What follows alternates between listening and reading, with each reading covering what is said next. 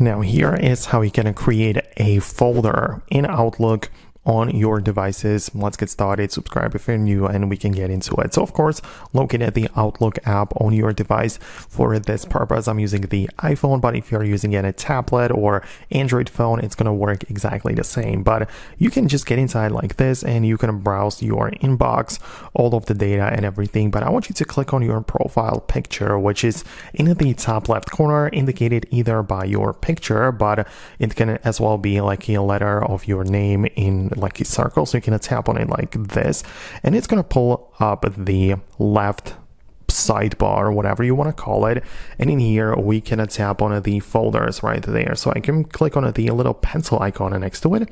It's going to give me the page to edit the folders, so I can see I can reorganize those. So I have the archive, inbox, and so on, so I can reorganize them, or even tap the star icon to make it favorite.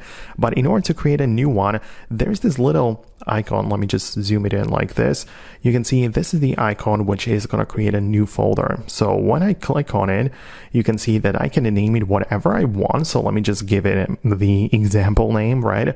And I can click on create and you can see it's going to be right here.